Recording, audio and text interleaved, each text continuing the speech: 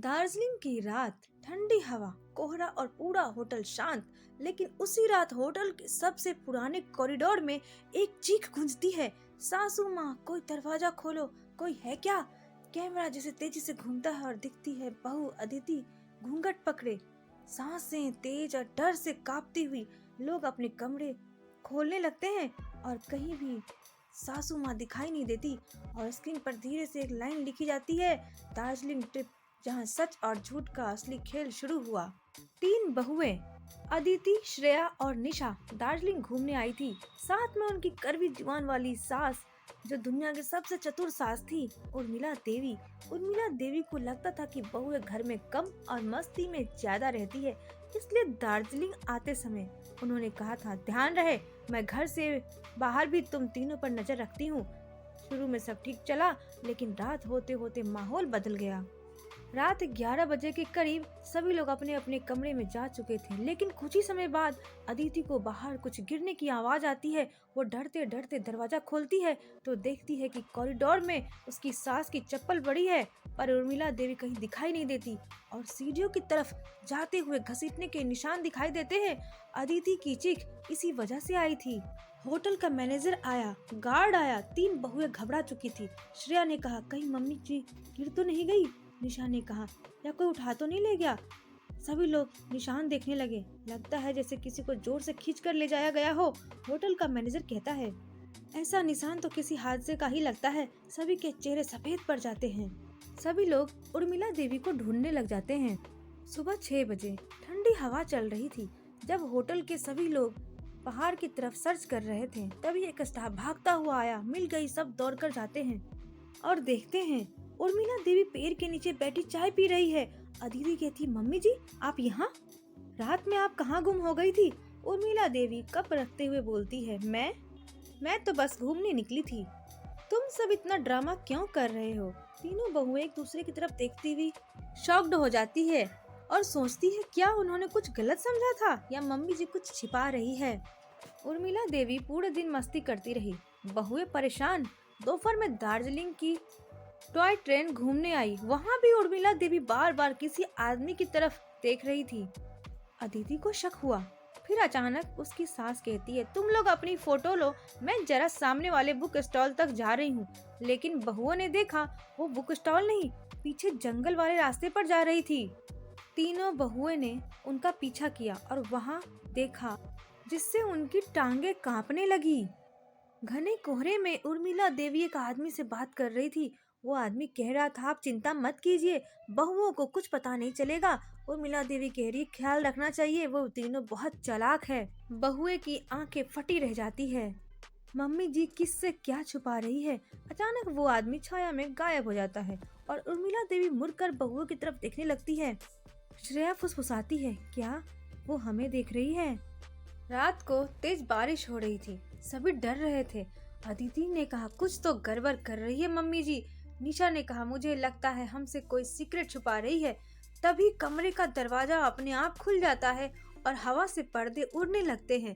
तीनों बहुएं बाहर झांकती है। कोई नहीं होता, लेकिन जमीन पर एक कागज का टुकड़ा पड़ा होता है। उसमें लिखा होता है, तुम्हें जो दिख रहा है वह सच नहीं है। अदिति, श्रेया और निशा सुबह का इंतजार करने लगती है। सुबह होते ही वो तीनों सास से बात करने जाती है। उर्मिला देवी ने हंसते हुए पूछा, तुम लोग मेरा पीछा क्यों कर रही थी? अदिति ने कहा, क्योंकि आप किसी से मिली थी, हमने देखा है। श्रेया ने कहा, वो डरावने निशान, आपकी चप्पल, वो क्या है? निशा ने कहा, आप हमसे क्या छुपा रही थी? उर्मिला देवी गहरी सांस लेते हुए कहती है, अपना रहस्य खोलती हूँ।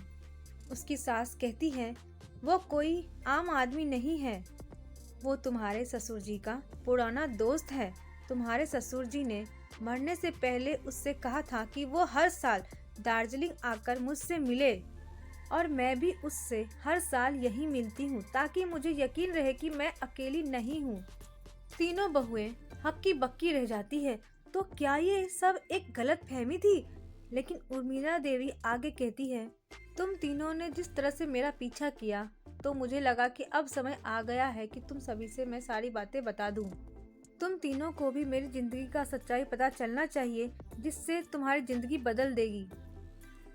उन्होंने धीरे धीरे दार्जिलिंग की ठंडी हवा में अपनी जिंदगी की सारी कहानी सुनाती है। कैसे उन्होंने परिवार के लिए सब कुछ छोड़ा, कैसे उन्होंने अकेलापन सहा, कैसे उनके पति सिर्फ अपनी जंग में लगे रहे और वो हर साल दार्जिलिंग आकर खुद को ढूंढती थी, वही जगह जहां उन्हें सबसे ज्यादा सुकून मिलता था। बहुओं की आंखें भर जाती है। अदिति ने कहा, मम्मी जी, आपने हमें कभी बताया क्यों नहीं? उसकी सास ने कहा, क्योंकि तुम लोग मुझे हमेशा एक सास की तरह देखती थी, कभी एक इंसान की तरह नहीं देखा। फिर तीनों बहुएं ने पहली बार समझा, सास भी इंसान होती है, उनकी भी भावनाएं होती है, उनके भी अपने घाव होते हैं। सभी ने तय किया अब दार्जिलिंग ट्रिप अलग होगी, ड्रामा और डर नहीं बल्कि परिवार और हीलिंग वाली। निशा ने कहा, अब से हर साल हम आपको लेकर यहाँ आएंगे। श्रेया ने कहा, आप अकेली नहीं है मम्मी जी। और अदिति ने कहा, हम आपका परिवार हैं हमेशा के लिए। उर्मिला देवी तीनों को गले लगाती है और उसकी आंखें नम हो जाती है। उस दिन दार्जिलिंग की हवा में कुछ अलग ही जादू था। उनकी ट्रिप अब मस्ती, हंसी मजाक और परिवार के साथ बीती। तीनों बहुओं ने मम्मी जी का घूंघट हटाकर फोटो शूट करवाया। टॉय ट्रेन में पूरा कुछ हंसी से भर गया। उर्मिला देवी ने बहुओं को दार्जिलिंग की सबसे स्टाइलिश बहुएं कहा और होटल के सभी स्टाफ ने कहा, आप चारों सच में फैमिली गोल्स हो। इस तरह जो ट्रिप डर से शुरू हुई थी वो प्यार, समझ और रिश्तों की नई शुरुआत बन गई। कभी कभी दूरी मिटाने के लिए बस एक सच काफी होता है। उर्मिला देवी धीरे धीरे पहाड़ी रास्ते पर चल रही थी और तीनों बहुएं उनके आसपास वैसे ही घूम रही थी जैसे कोई माँ के इर्द गिर्द उनके बच्चे घूमते हैं। अचानक रास्ते में एक बुजुर्ग महिला ने उर्मिला देवी की ओर देखा और कहा, बहन जी, नसीब वाली हैं आप, इतनी प्यारी बहुएं सबको नहीं मिलती। तभी उर्मिला देवी ने पीछे मुड़कर बहुओं की तरफ देखा, शायद पहली बार एक सास की नहीं, एक माँ की नजर से। तीनों बहुएं भी मुस्कुरा उठी। अदिति ने धीरे से कहा, मम्मी जी, हमें भी पूरा एहसास नहीं था कि आपको कितना अकेलापन लगता होगा। श्रेया ने कहा, हमें लगता था आप बहुत सख्त हो, पर हमें अब समझ आया कि आप कितना अंदर से अपने आप को संभाल कर रखती थी। फिर निशा ने कहा, अब कोई छुपना नहीं, कोई डर नहीं, जो भी होगा साथ में झेलेंगे। उर्मिला देवी की आंखें नम हो जाती है। उन्होंने पहली बार अपनी बहुओं के सिर पर हाथ फेरा और कहा, शायद आज पहली बार मुझे लगा है कि मैं भी किसी की जरूरत हूँ।